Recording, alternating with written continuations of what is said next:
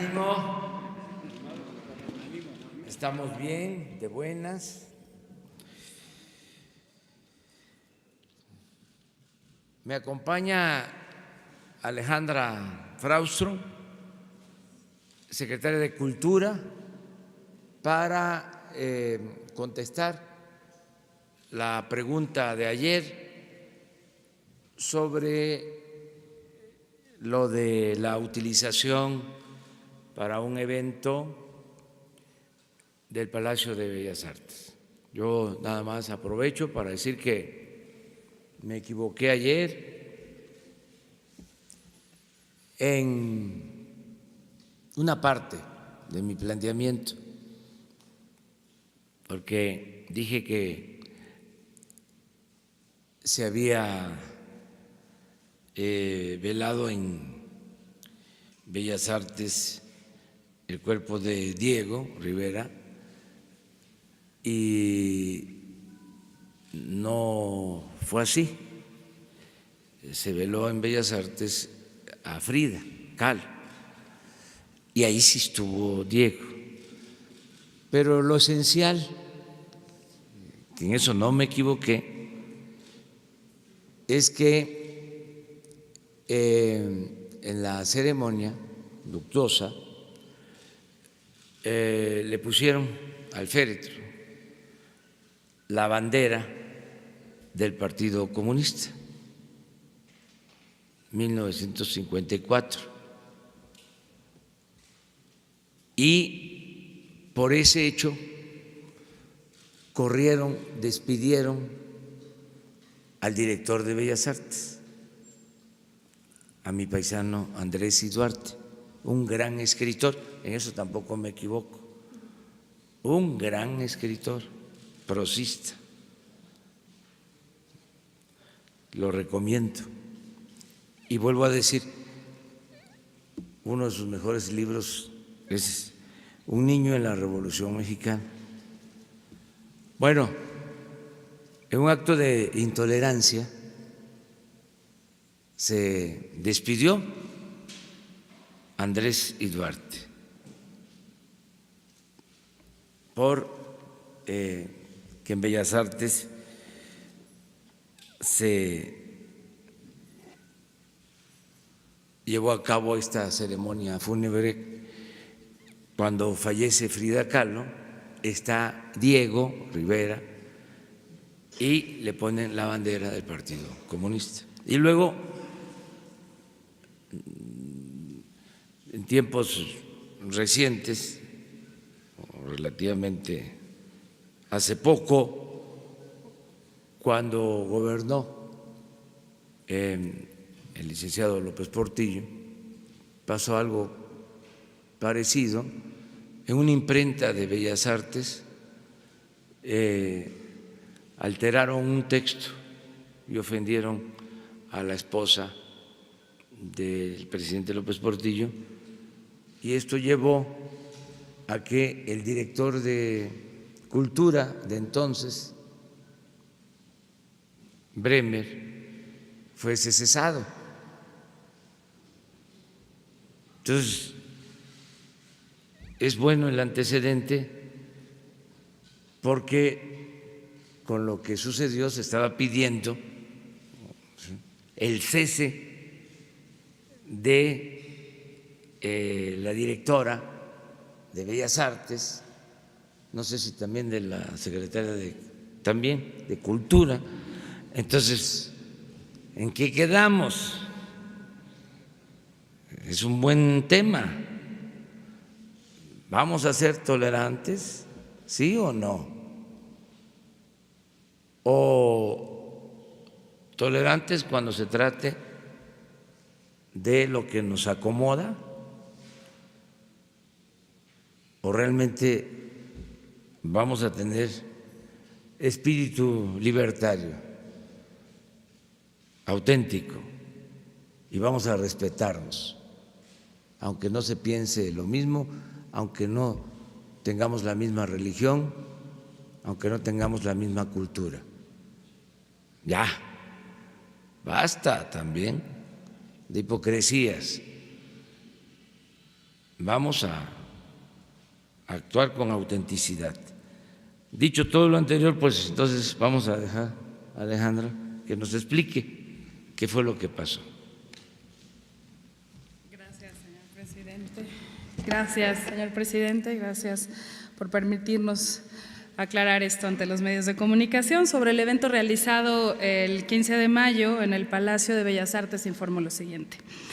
Los espacios culturales del Estado mexicano tienen como función garantizar el acceso a la cultura a todos los mexicanos sin discriminación alguna, respetando el acceso a los derechos culturales. En el caso del Palacio de Bellas Artes fue solicitado en tiempo y forma por el senador Rogelio Zamora Guzmán para una representación cultural, artística y musical.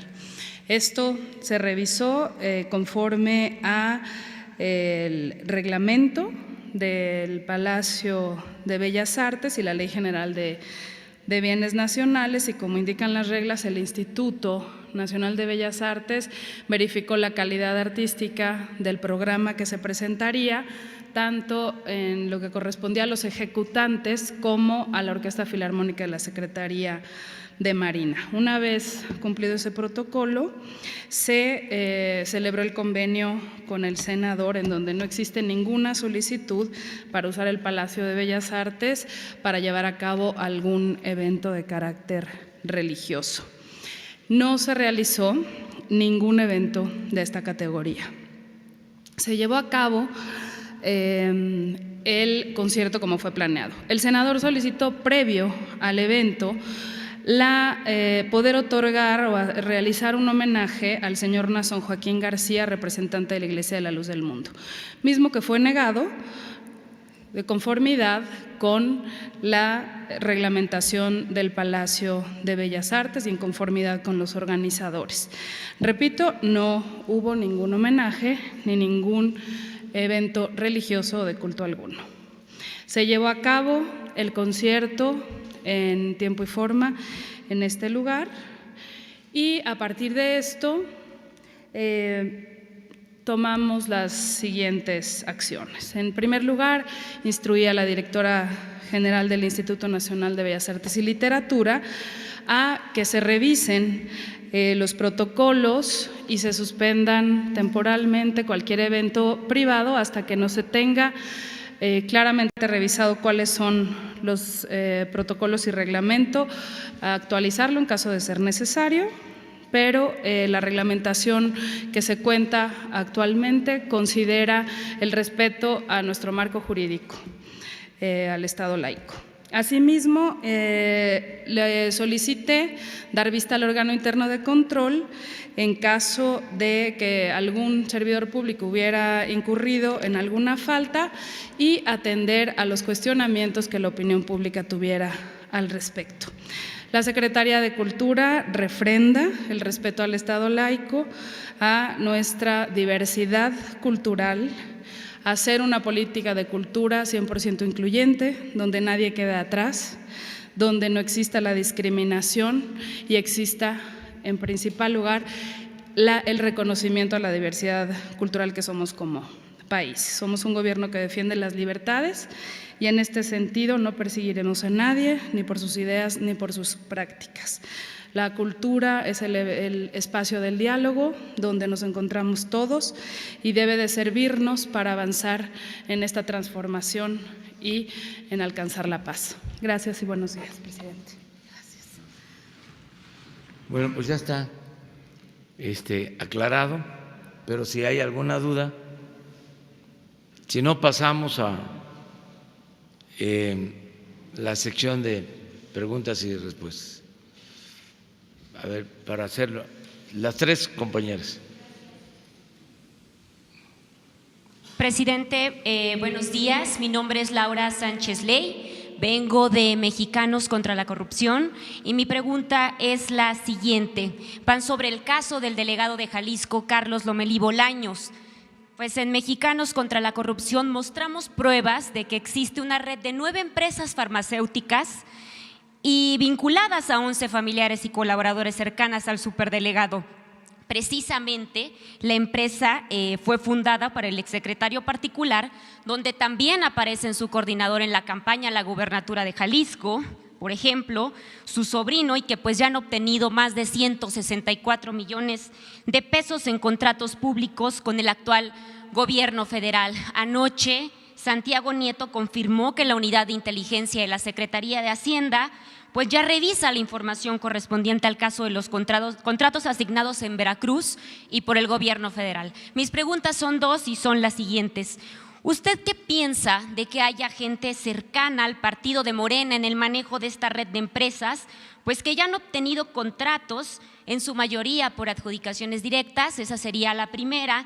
Y la segunda, si usted consideraría separar del cargo al señor Lomelí mientras se investiga el caso.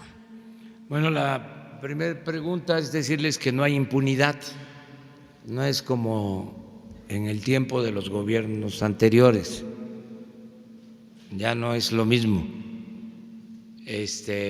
Antes había corrupción y había impunidad, sobre todo para los de mero arriba,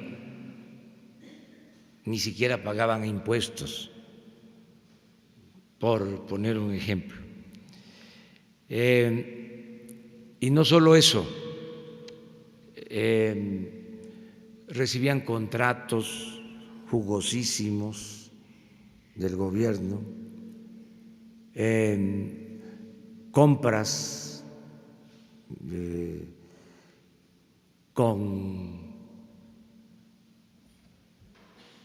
privilegios en donde algunas empresas influyentes obtenían grandes utilidades. Ya eso se terminó. Entonces, en este caso, desde luego que la autoridad competente está haciendo la investigación. En el caso de esta empresa que vende medicamentos, porque se está limpiando el gobierno de corrupción. No se va a permitir la corrupción de nadie. No hay, como era antes, influyentismo, amiguismo, nepotismo, ninguna de esas lacras de la política.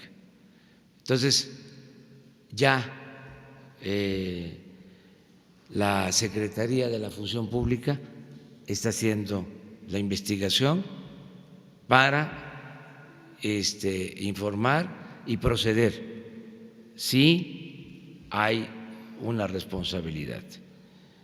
Tenemos que ser también justos, porque en todo esto, lo decía yo ayer, hay lo que se conoce coloquialmente como grilla. Tenemos documentos, O presidente, politiquería. No es No. Incluso podemos proporcionárselo a su gente. La denuncia la hicieron en Jalisco, ¿sí? Y el señor que está implicado fue candidato a gobernador, y el gobierno que lo está cuestionando es un gobierno surgido de un proceso electoral. Fueron los que ganaron. No, perdón, presidente, es una investigación periodística. Sí, pero también existe eso que le estoy diciendo. Entonces, ¿no va a considerar suspenderlo en lo que se hace la investigación? Nada más estoy subrayando, ¿sí? Porque pues siempre en estas cosas uno se pregunta, ¿y de parte de quién? Para saber de dónde viene. Eso no significa que no se va a investigar y a castigar a los responsables. Los conservadores no van a poder con nosotros en este aspecto, porque a diferencia de ellos, con todo respeto, nosotros actuamos con honestidad, y el conservadurismo se caracteriza, y sobre todo ese ha sido su distintivo en los últimos años, cuando han gobernado, de que son muy corruptos, y siempre se unen poder económico con poder político, se alimentan, se nutren mutuamente. Entonces, cero corrupción, sea quien sea, mis hijos, mis hermanos, mi esposa, solo me hago cargo de Jesús Ernesto, porque es menor de edad. Yo no voy a proteger a nadie, porque ya no me pertenezco. Yo represento un movimiento y tengo un mandato: acabar con la corrupción. Sin importar, pues si no me importan mis familias, ¿qué me van a importar los amigos? Entonces, pero preguntaste es otra cosa. ¿Consideraría suspender al superdelegado en lo que se llevan a cabo las investigaciones? Sí, eso lo decide la Secretaría de la Función Pública y vamos a darle seguimiento a este asunto aquí, sin problema. Muchísimas gracias. Las tres compañeras primero. Señor presidente, Valeria Durán, también de Mexicanos contra la Corrupción. Nada más para preguntarle, igual del mismo tema, ¿el señor delegado Carlos Lomelí se ha comunicado con usted? ¿Han hablado de este tema? No. ¿O usted le ha preguntado algo? No. ¿No han tenido ninguna comunicación al respecto? No. Ok, gracias, nada. es todo. Muy buenos días, señor presidente. Melina Ochoa, de Uno TV. Preguntarle acerca del presidente Donald Trump, que ayer afirmó que está muy decepcionado de que México no esté haciendo nada respecto a evitar inmigrantes ilegales que lleguen a la frontera sur, que la actitud de México es pues que todos entren al país americano y que los estadounidenses paguen los costos asociados con la migración ilegal. Al final de su tuit, Donald Trump afirma que México está equivocado y amenaza con que pronto dará una respuesta. Eso por una parte, presidente, y por otra, ¿ya determinó usted, ya analizó su participación en la cumbre del G20 en Osaka, Japón, a realizarse el 28 y 29 de junio? O pues que lo represente el secretario de Relaciones Exteriores, Marcelo Ebrard Casaubon. Gracias. Bueno, nosotros reiteramos que queremos mantener buenas relaciones con el gobierno de Estados Unidos, que son buenas las relaciones con el gobierno de Estados Unidos, muy buenas. Tan es así que hace poco nuestros negociadores, en particular Jesús Seade, logró que se quitaran los aranceles al acero y al aluminio que se produce en México, que fue algo muy importante para la industria nacional. Y eso fue apenas hace 4 o 5 días. Entonces, son muy buenas las relaciones. Mientras hay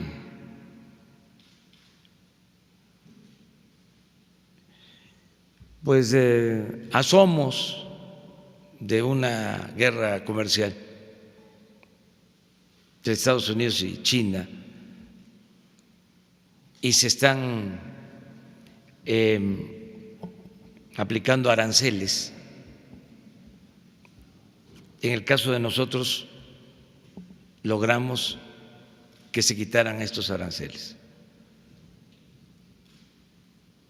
que es algo muy bueno. Nos falta lo del tomate, ya estamos trabajando en eso, pero en general, insisto, es buena la relación y no vamos a pelearnos. Para que haya pleitos, para que haya un pleito se necesitan dos. Nosotros no queremos pleito. Queremos cooperación para el desarrollo. Y estamos manteniendo una comunicación permanente, entendiendo las preocupaciones que tienen, atendiendo peticiones que están formulando, pero siempre en un ambiente de amistad, que es lo mejor. Estoy, no solo por mis convicciones y mi oficio, actuando así, sino estoy mandatado por la mayoría de los mexicanos para no pelearnos con el gobierno de Estados Unidos. Hace poco, en una asamblea, recuerdo, en Poza Rica, habían como 5,000, 6,000 personas y les pregunté que si querían que le contestáramos al presidente Trump sus mensajes o que actuáramos con prudencia. Y por unanimidad, primero para que no se sintiera que estábamos induciendo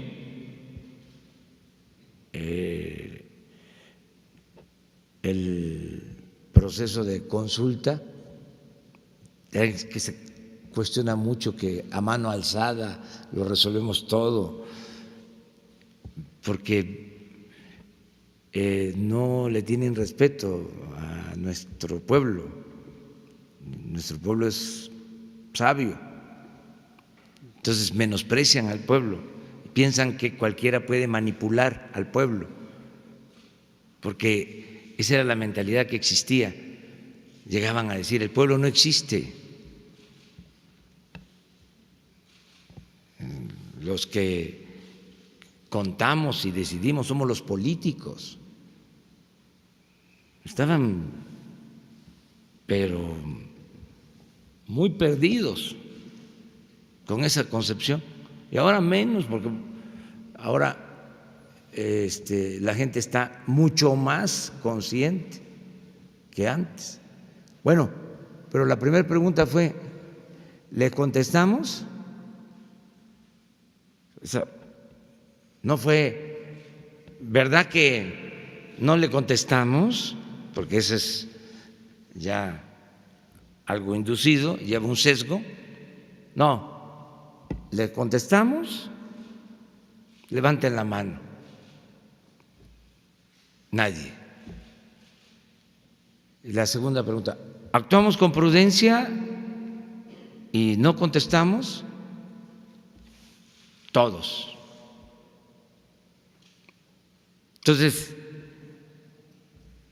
sí tomamos en cuenta lo que dice el presidente Donald Trump, sí me enteré del mensaje de ayer y el de hoy, de hace un rato, que tiene que ver con su punto de vista sobre un tema que ni siquiera voy a repetir.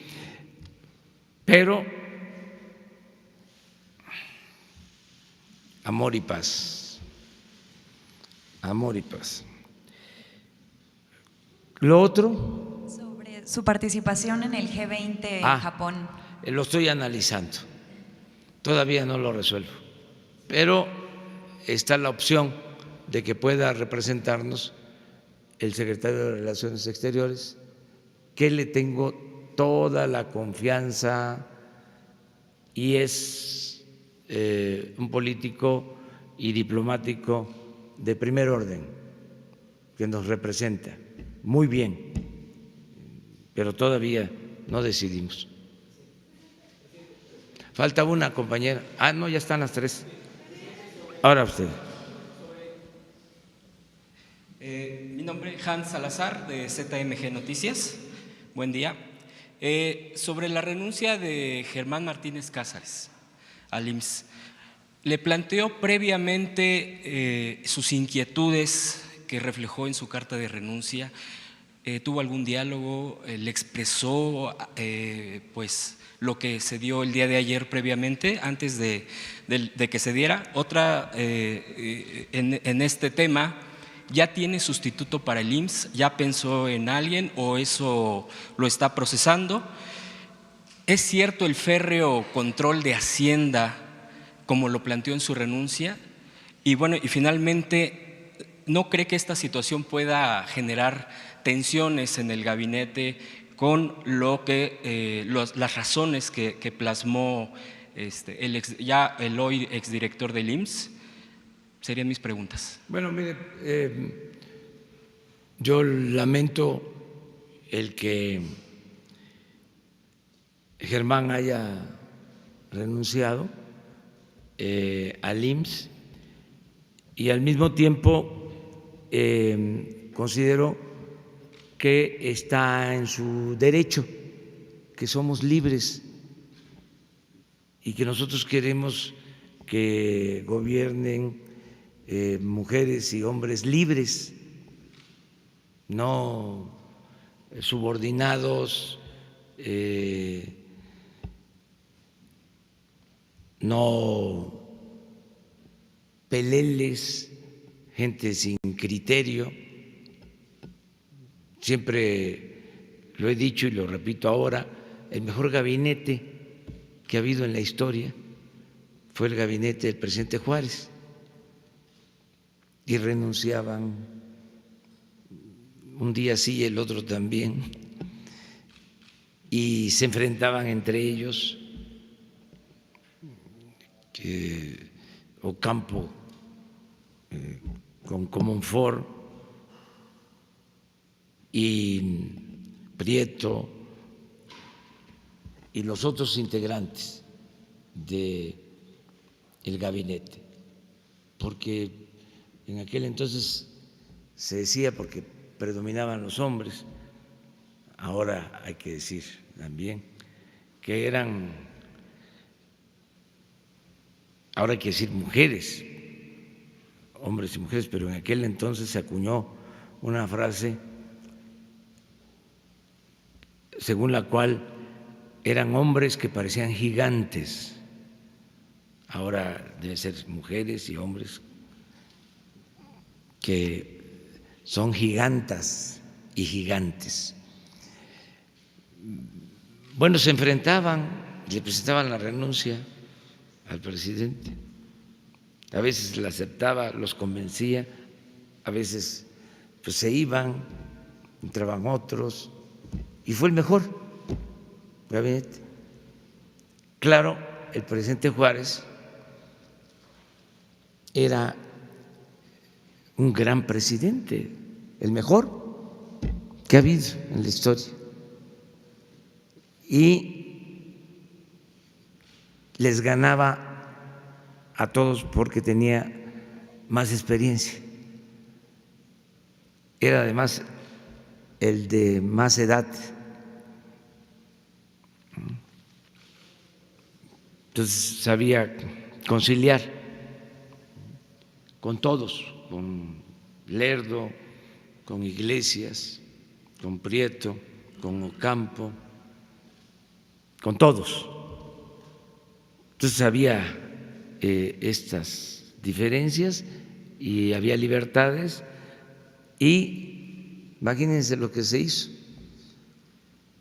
Se venció a los conservadores y se expulsó a los extranjeros, porque se restauró la República con ese gabinete. Una gran hazaña. Imagínense lo que significó la separación en ese entonces de el Estado y de la Iglesia, el dar a Dios lo que es de Dios y al César lo que es del César. En ese entonces, la profundidad de esa reforma, ¿cómo lo lograron? Fue milagroso. Dicen algunos laicos, libres pensadores, que fue una chiripa. Yo digo, un milagro, una cosa extraordinaria, es una gran reforma, son de las reformas más importantes que han habido en la historia de la humanidad. Por eso es grande, grande, grande Juárez y los liberales. Entonces, ¿qué nos vamos a asustar? ¿Por qué nos va a dar temor el que haya una renuncia? Nada. Ya está el sustituto.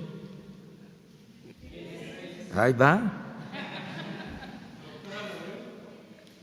No, a ver si la atinan. Bueno, ya va, dos. Tú dices hasta Cristina Laurel, ¿tú? Juan Ramón de la Fuente. Otro más. Hugo López Gatell y Fernando Mayán. ¿Cómo? Hugo López Gatell y Fernando Mayán. Fernando Mayán. ¿Y quién? Hugo López Gatell. Hugo López Gatell. Bueno, 4. Pedro Salmerón. Hasta ahí quedó ya. Ya quedó. Bueno, va a ser Zoé Robledo, el próximo director del Seguro Social. Vamos por parte. O sea, vamos por parte. Va a ser Zoé, que le tengo toda la confianza, tiene experiencia, es un profesional, politólogo, fue diputado federal, senador, es subsecretario de Gobernación, es un hombre progresista, honesto, de modo que ya está atendido este asunto y ya mañana les informamos sobre quién sustituye a Zoé. ¿Es del sector, presidente? Sí, Zoé es uno de los mejores servidores públicos que tenemos, es de lo mejor, por eso lo invité a participar. Pero ante la crisis que se vive en el instituto, lo que dijo ayer Germán Martínez, la gente se sigue quejando de que no hay atención. Sí, pero así nos dejaron el gobierno en crisis, los que se dedicaban a saquear y a robar, los conservadores de los gobiernos anteriores, del periodo neoliberal, pero vamos a sacar adelante al país. Va a lograrse el renacimiento de México. Ayer di 2 datos, de esos que no aparecen mucho en los medios. Creció la inversión extranjera en la bolsa 27% en 4 meses. Lo voy a repetir, en 4 meses creció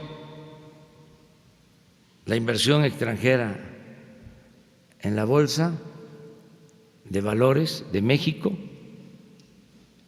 en 27%. 2, porque también no lo vi publicado, mucho menos en las columnas. Va el segundo dato. Fuimos ayer a el campo Izache. Es un campo petrolero que nos va a permitir extraer en 2, 3 años hasta 80,000 barriles diarios de petróleo ligero. Ya está produciendo, porque apenas son 2 pozos, pero se van a perforar 50 en el campo. En 2 pozos, 3,200 barriles diarios.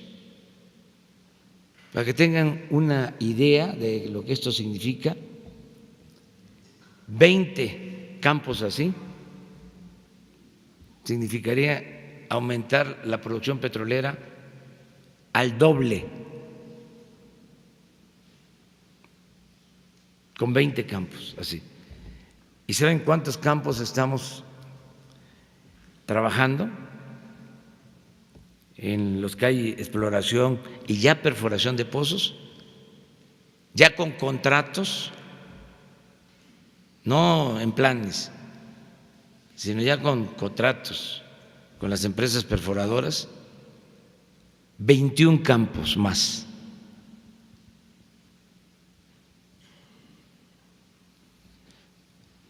Al grado que ya llegamos a un acuerdo de apoyar a Pemex hasta el 21, apoyar a Pemex como una prioridad hasta el 21, con presupuesto, todo lo que se necesite y quitándole impuestos para que tenga más recursos de inversión, porque antes se le exprimía a Pemex todo lo que obtenía la empresa, se le quitaba para la hacienda pública, para la conformación del presupuesto. Ahora le vamos a dejar fondos suficientes, hasta la mitad del gobierno, para que Pemex, y esa es nuestra estrategia futura, para que Pemex apoye el financiamiento del desarrollo de México en la segunda parte del gobierno. Porque originalmente teníamos pensado que íbamos a alcanzar una producción en el sexenio de 2,200,000 barriles, y a como están las cosas, que hemos tenido suerte, la suerte cuenta mucho en estos menesteres, podemos estar produciendo a finales del 24 hasta 2,600,000 barriles, 400,000 más de lo estimado. Y ese excedente es el que nos va a permitir financiar el desarrollo, apoyar proyectos productivos, la creación de empleos, la educación pública, la salud, el bienestar del pueblo. Ese es nuestro plan. Bueno, esas noticias se dieron ayer, por lo que me preguntaste, ¿no?, sobre eso. Ustedes 3.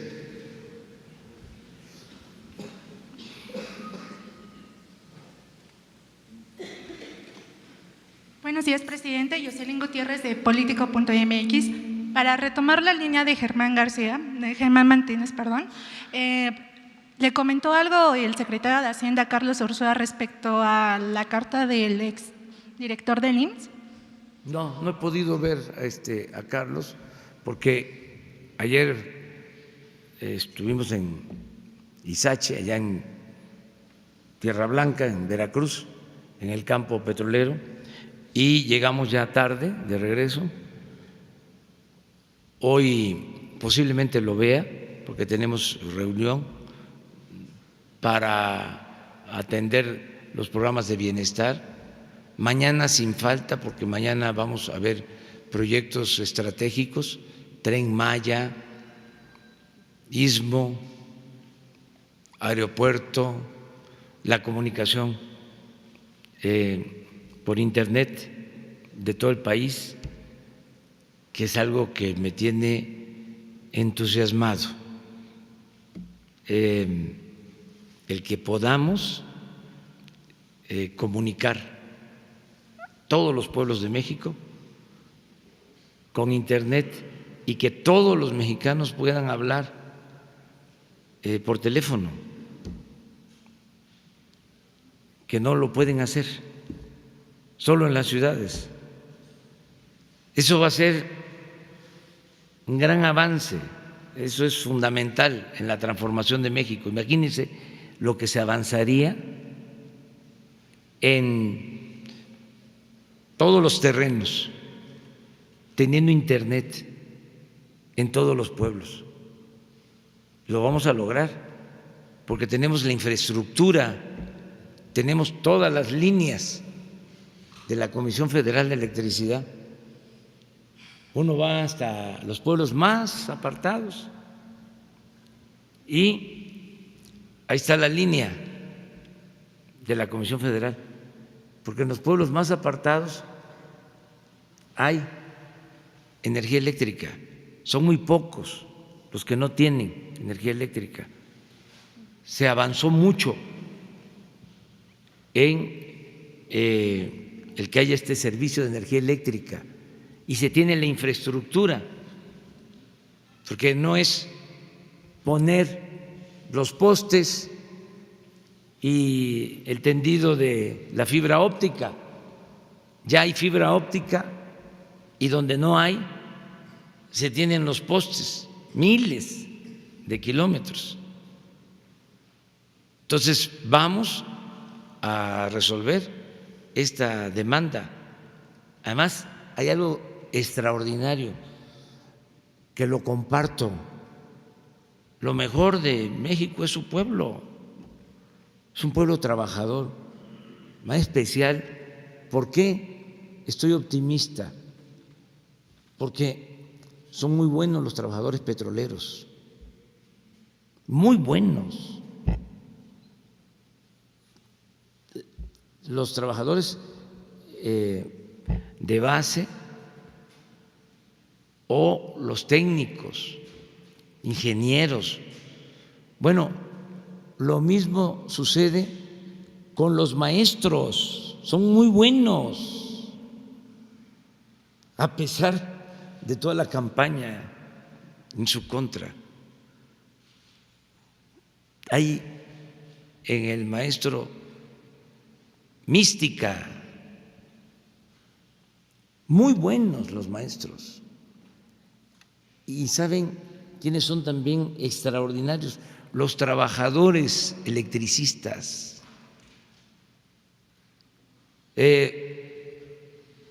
Si hay vientos, si los árboles afectan una línea de transmisión de energía eléctrica, se quema un transformador, ¿saben cuánto tiempo lleva repararlo para que vuelva a haber energía eléctrica en una población? Cuando mucho, un día, cuando mucho. Ahí están las brigadas de trabajadores. Y eso pasa desapercibido, porque nos acostumbramos a que pues nada más prendemos la luz o abrimos la llave del agua.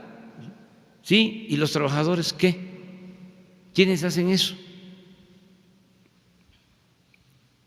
Entonces, es un tesoro. Por eso seguramente voy a ver a Ursúa mañana, si no lo veo hoy, porque vamos a tener estas reuniones para los proyectos estratégicos.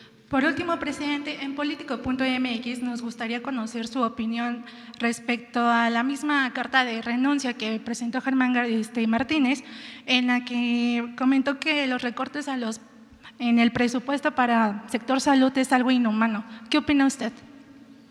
Pues que respeto su punto de vista, pero pues no lo comparto. Muchas gracias, presidente.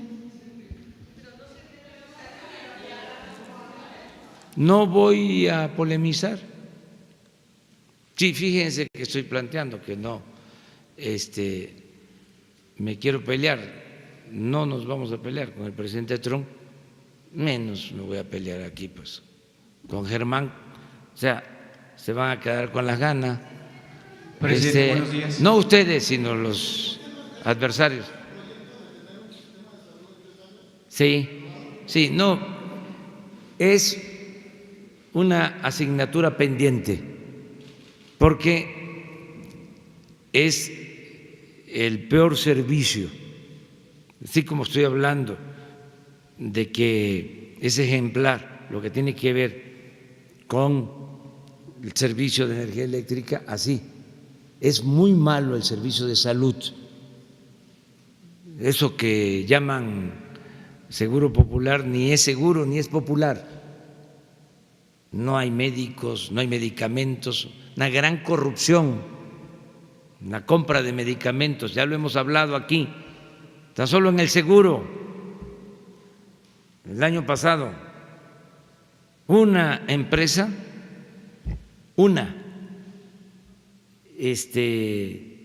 vendió la mitad de toda la medicina que compró el seguro. ¿Y saben qué esa empresa? No sé si esa u otra, tenía un solo trabajador inscrito en el Seguro Social.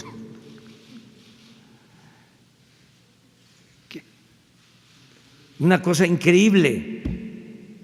Entonces, estamos barriendo de corrupción y es lo que sucedió en cuanto a la compra de los medicamentos para la atención del SIDA, de enfermos. Estaba tan concentrado todo que quisieron chantajearnos para seguir comprando a precios elevadísimos por la corrupción imperante. Y hasta en una marcha que hicieron de protesta sacaron cartelones diciendo de que íbamos nosotros a desatender a los enfermos, que éramos inhumanos, porque no vamos a permitir la corrupción y chantajes tampoco. Acaba de plantearse también lo de los libros de texto. Ya había un sistema. 4 grandes empresas eran las que producían los libros. Y hubo un cambio en las licitaciones. ¿Saben cuánto nos ahorramos? 300 millones de pesos. Y de inmediato, ¿no?, en los medios, no van a llegar a tiempo los libros, se van a quedar los niños sin libros. Lo mismo esto, no va a haber medicina. O sea, estamos resolviendo, pero no vamos a permitir la corrupción. Y en el caso de el sistema de salud va a mejorar mucho. Va a mejorar el sistema de salud para derechohabientes del seguro y del ISSSTE, porque está mal, tanto en el ISSSTE como en el seguro. Mucha corrupción fue lo que heredaron fue lo que dejaron los gobiernos pasados. Sería muy bueno que se investigara a los políticos que vendían medicina o a los medios de comunicación que vendían medicina. Eso sería muy bueno. Y no solo eso, sino falta de instalaciones, la atención de enfermos en pasillos, porque no terminaron las obras, centros de salud, hospitales, obras que quedaron abandonadas. Estamos hablando de cientos de hospitales inconclusos por todo el país. Entonces, todo eso lo tenemos que resolver y pedirle el apoyo a los trabajadores del sector salud, a enfermeras, a camilleros, desde luego a los médicos, que nos ayuden. Vamos a sacar adelante al seguro, al ISSSTE, y se va a crear el Instituto de la Salud para el Bienestar, que va a tener como propósito atender a la población abierta, a la población que no es derechohabiente, y la población que no es derechohabiente, que es la más abandonada, la más pobre, va a tener atención médica y medicamentos gratuitos, y no solo el llamado cuadro básico, todos los medicamentos. Ese es el propósito, es un compromiso que he adquirido. Va a mejorar mucho el sistema de salud. Y pueden haber diferencias entre Hacienda y el seguro, Hacienda y el ISSSTE, Hacienda y la Secretaría de Salud, pero ya hay una decisión tomada y se va a cumplir. El que se respete, que se haga realidad el artículo 4.º de la Constitución, el derecho del pueblo a la salud. Y en eso estoy. Entonces, lamento que se haya presentado esta renuncia, pero el plan continúa, porque esa es tu pregunta, y yo espero que muy pronto entreguemos ya buenas cuentas. Presidente, buenos días. Dos preguntas con respecto al estado de Hidalgo, la tierra donde nació el general Felipe Ángeles. ¿Qué sucederá con las 700 hectáreas acéfalas donde se iba a construir la refinería Bicentenario que dejó pues ahí en el aire Felipe Calderón, y además una deuda de 1.500 millones de pesos? Ese es con un tema de respecto a Hidalgo. La segunda, usted en el 2006, cuando era candidato a la presidencia de México, acudió al municipio de San Agustín Tlaxiaca, en Hidalgo, por supuesto. Ahí hay personas que de 10 años para acá han muerto 300 personas, consecuencia de la ingesta de agua contaminada por arsénico y plomo. ¿Cuándo va a regresar a ese municipio para auxiliarlos y resolver ese problema que beben agua contaminada porque se sigue transportando a través de tubos de asbesto y que fueron implementadas esas obras, la Comisión Federal de Electricidad y la de Agua en el 68 con el entonces presidente Díaz Ordaz? Es la primera pregunta, y la segunda, si me contesta, por favor. Bueno, pues te contesto esto último. Voy a ir ahí, de nuevo. Voy a regresar. Hago ese compromiso a ver lo del agua. Y siempre he ayudado.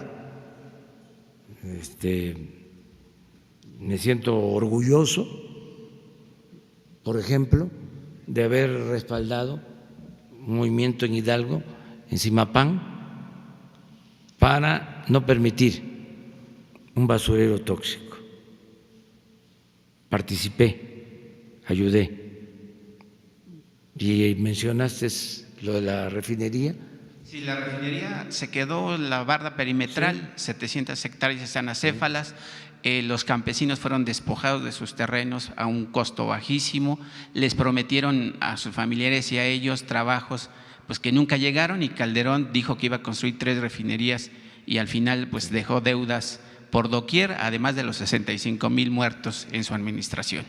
Bueno, pues también es un timbre de orgullo poder decirles a ustedes que fui el primero, y hay que ir a las hemerotecas. Fui el primero que dije que no iban a terminar esa refinería y que cuando mucho iban a hacer la barda. Fui el primero que lo dije. Y podría decir, duele tener la razón. ¿Qué va a hacer con ese terreno? Vamos a buscar la forma de darle uso. Se está hablando de que pueda servir para almacenar combustible, para un centro de distribución de combustible, porque está en un lugar estratégico para distribuir gasolinas, un centro de acopio de gasolinas para distribuir en la región, darle un uso al terreno. Ahí tenemos que resolver porque quedó a medias en la refinería. No solo no se hizo la refinería nueva y solo hicieron la barda, sino que empezaron a hacer una planta nueva para exprimir más el crudo y obtener más petróleo, digo, más gasolinas, una planta de coque que la comenzó Odebrecht ahí y la dejaron inconclusa, y para terminarla, lo que nos permitiría tener pues un mínimo de 10,000 barriles diarios más de gasolinas, pero nos costaría terminarla $2,000 millones. Entonces estamos, esto en Tula, entonces estamos resolviendo cómo lo hacemos y darle uso al terreno. Estamos conscientes de eso. Y otra pregunta, presidente, y después una para la Secretaria de Cultura, si me lo permite. Las solideces de las remesas, el descenso de la inflación y el aumento de las transferencias sociales han hecho que la OCDE, la Organización para la Cooperación y el Desarrollo Económico, estime que el Producto Interno Bruto para México en este año sea de 1.6% y del 2% para el 2020, en concordancia con el informe que presentó el pasado 2 de mayo. ¿Cuál es su estrategia de su gobierno o cuál es el as de la manga para que alcance ese 4%, que bueno, a sus adversarios se había dicho que no los va a alcanzar, pero ahora la OCDE sale con este informe? Pues yo sigo sosteniendo el mismo pronóstico de que vamos a ir creciendo. No descarto el crecer 2%. Ayer, en una encuesta de un banco a economistas, de 1.5 nos bajaron a 1.4. No sacaron la otra información, esta que creció 27% la inversión en la bolsa en 4 meses. No sacaron de que en estos 4 meses ha aumentado la inversión extranjera directa en 7%, pero sí sacaron lo otro. Pero bueno, es que así es esto, ¿no? Tampoco es para estarnos quejando, pero sí contrastar y estar viendo todos estos temas. Entonces yo espero que nos va a ir muy bien. Ayer volví a hablar del asunto. Creo que nos ayuda mucho el que no haya corrupción tolerada. Eso, la verdad, nos hace rendir el presupuesto, nos permite que el presupuesto rinda más. Además, lo del huachicol, bajar de 80,000 barriles diarios de robo a 4,000, 95%. Hoy recibimos el informe de Abasto. Creo que hay 0 y ayer, antier, 4 estaciones sin gasolina. De las más de 12,000, ¿se acuerdan cómo estaba la crisis? Llegamos a tener la mitad en el país de las gasolineras sin abasto. Ya tenemos algo que nunca dije en su momento por una cuestión estratégica y también porque tienen que andarse cuidando, porque a los conservadores no les importa nada. ¿Qué les va a importar que le vaya mal al país? No se olviden, los conservadores fueron a buscar a Santana luego de que nos arrebataron más de la mitad de nuestro territorio, en buena medida por culpa de Santana. Los conservadores fueron a traerlo de nuevo para que regresara, y Lucas Alamán, los ideólogos del conservadurismo, le decían: no se preocupe, regrese, ya pasó todo. Nosotros controlamos la opinión pública porque tenemos en nuestras manos el control de la prensa. Y trajeron a Santana y fue el acabose. Bueno, 10 años después, los conservadores fueron a traer a Maximiliano. O sea, son capaces de todo. No es fobia. Es que si no sabemos de dónde venimos, no vamos a saber hacia dónde vamos. Ayer hablaba yo con una literata, historiadora de primera, conversábamos.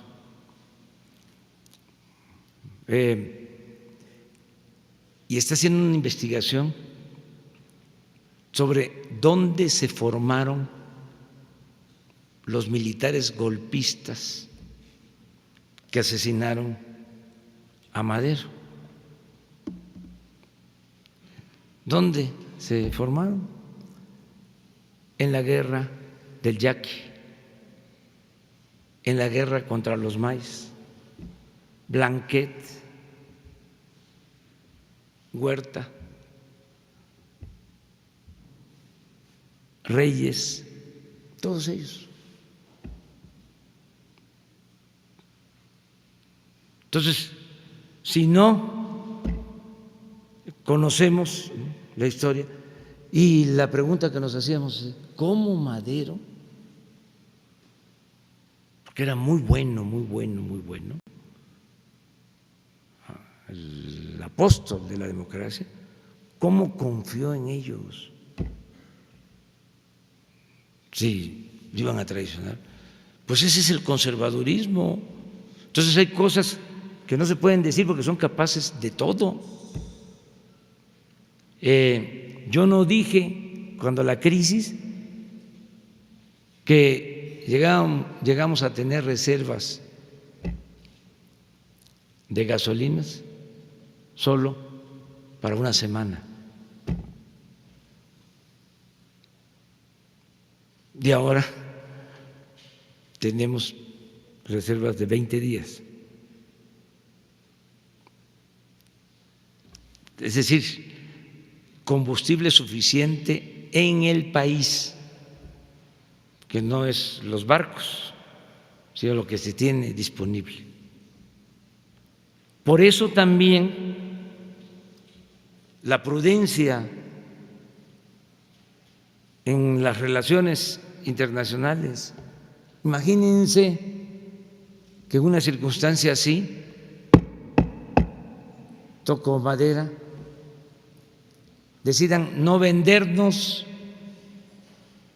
gasolinas.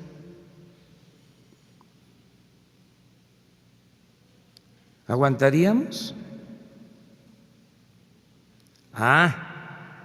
Y eso tampoco lo entienden los conservadores porque no les importa.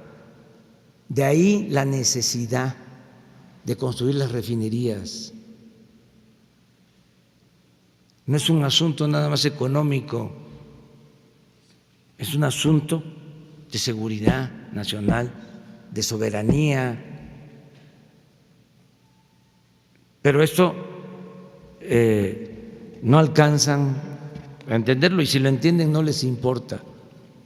Y además, les digo, no los considero como enemigos, son adversarios, pero sí los voy a seguir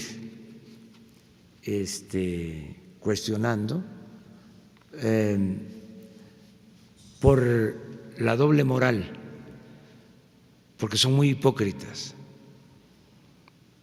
Esa es su verdadera doctrina, la hipocresía. Entonces, vamos a seguir.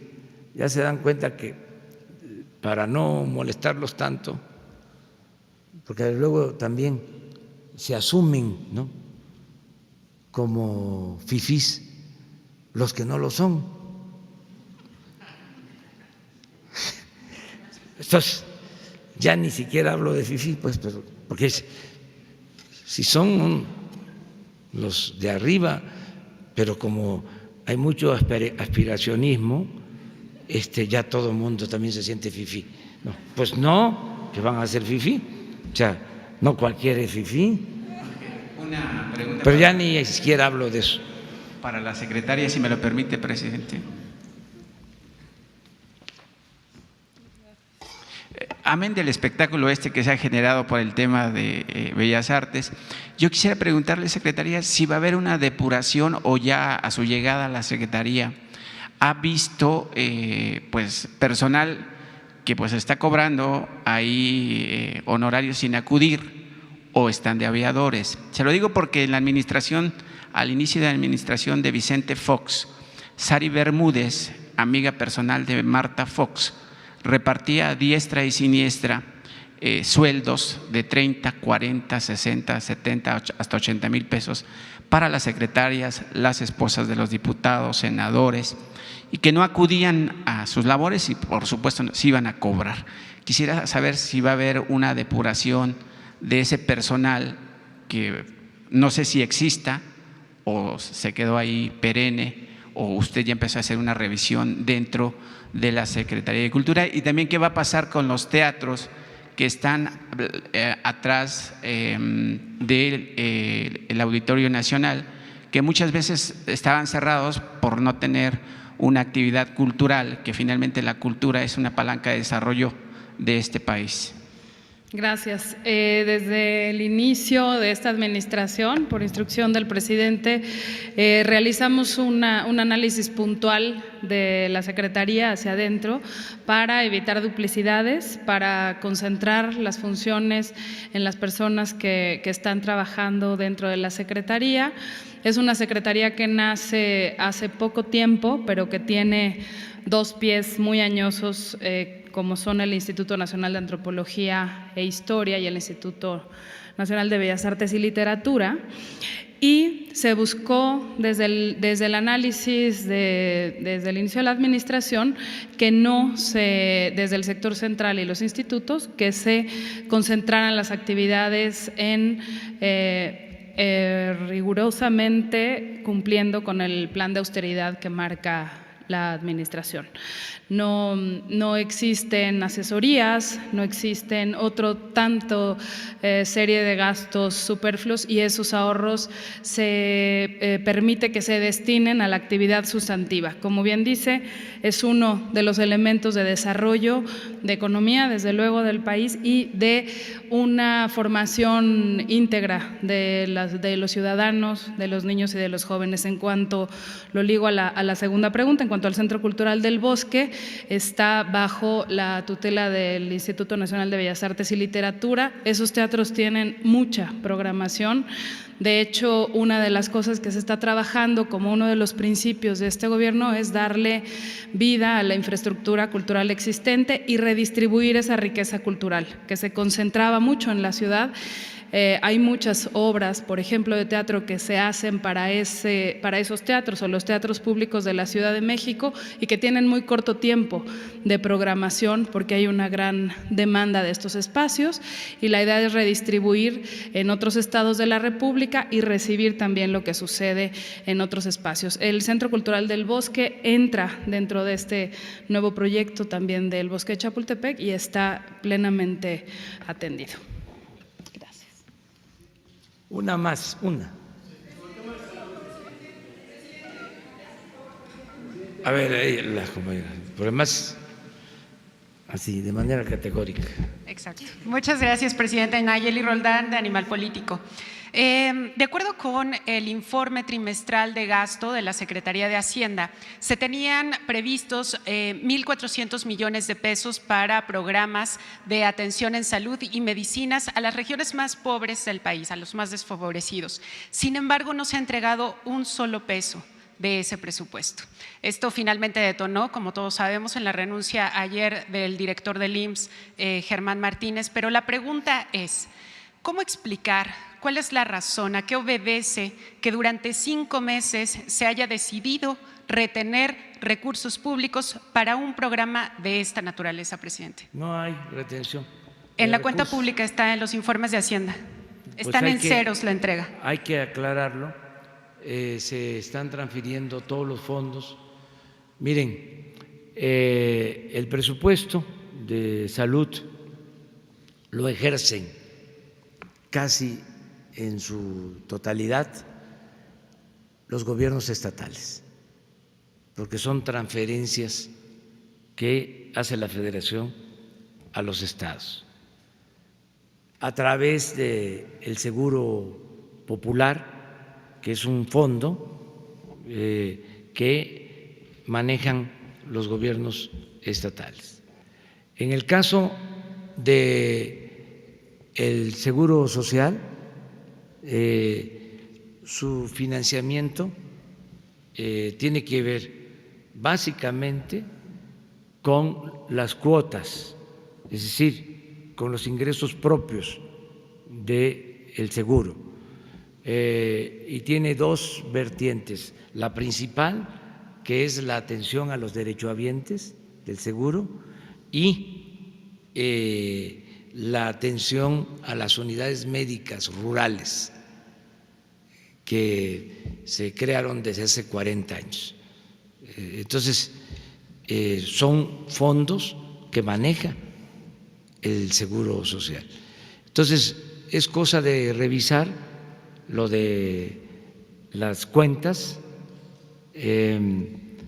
Estamos nosotros procurando que no falten las medicinas, aún con este plan de combatir la corrupción en la compra de los medicamentos. Yo voy a pedir la información a la que haces referencia y vamos a aclararlo. Porque no es el único aspecto en donde no se han entregado recursos. El que le menciono es IMSS Bienestar, que es del ramo 12 del sector salud en específico. Seguro Social. Exacto, y ese depende directamente de la entrega de Hacienda a las unidades del IMSS? Lo vamos a revisar, lo vamos a ver. Mire, cuando uno está de servidor público y está de por medio la atención a la gente, la justicia, uno lucha y hace valer la justicia, lucha con convicción. O sea,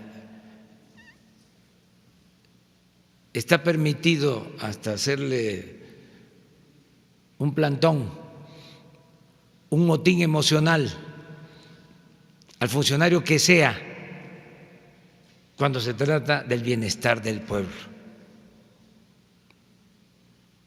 Nada más que hay que ser perseverante, no rendirse,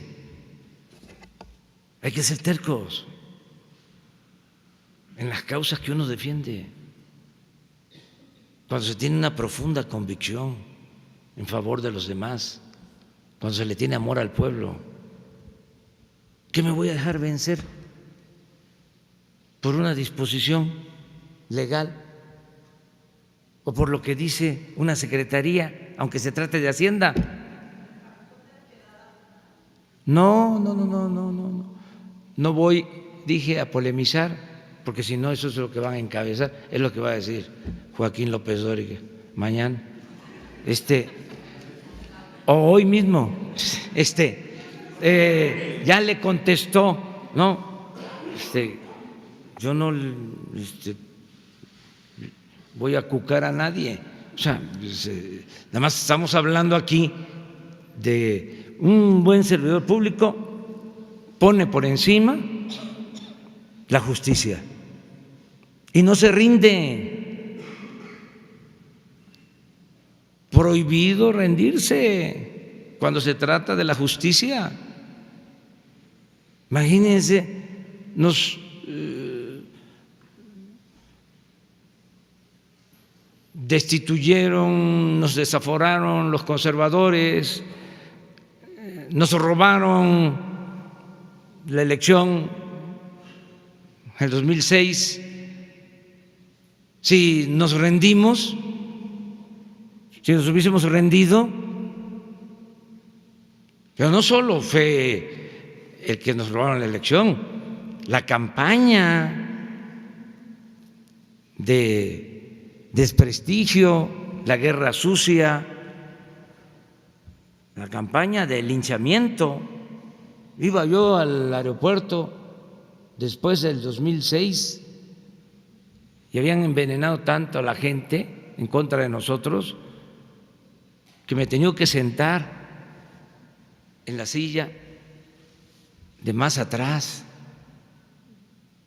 ¿Por qué? Podían, como lo hicieron en algunas ocasiones, reclamarme, porque fue una campaña infame.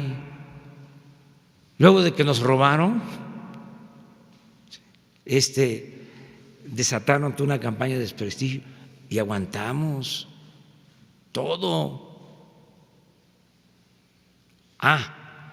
Pero si no se hubiese mantenido el movimiento, si no hubiese habido esa perseverancia, aquí seguiría el robo generalizado, seguirían los conservadores corruptos saqueando, destruyendo al país, empobreciendo al pueblo. Ya, se acabó eso, pero exigió de perseverancia. Eso nos lo dice también la historia. Imagínense, lo de nosotros es como un día de campo en comparación con lo que padecieron los liberales, lo que padeció Juárez.